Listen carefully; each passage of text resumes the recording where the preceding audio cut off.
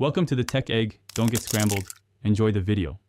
In this video, I will show how to make Jamaican-style cornbread. Start by preheating your oven to 375 degrees F and greasing a cast iron skillet. Measure 2 cups cornmeal, 1 cup flour, 3 tablespoons sugar, 1 teaspoon baking powder, and 1 teaspoon salt. Whisk wet ingredients in a bowl, add 1 cup buttermilk and 2 eggs, then combine gently to keep batter slightly lumpy and tender before baking.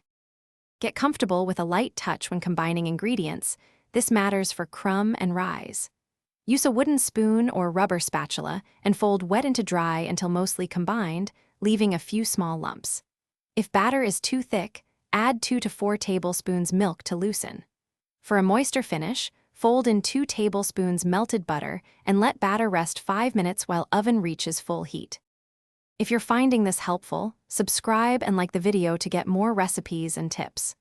Quick recommendation: the Echo Dot smart speaker is great in the kitchen, so you can set timers, hear recipes hands-free, and play upbeat island music while you bake, which makes cooking more fun.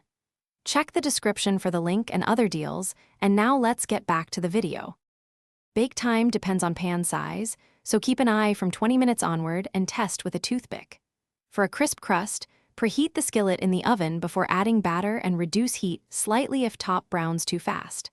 Let cornbread rest 10 minutes to set, then slice into wedges.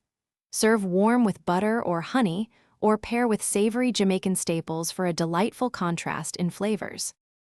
Thanks for watching. Consider subscribing if I helped unscramble your problems.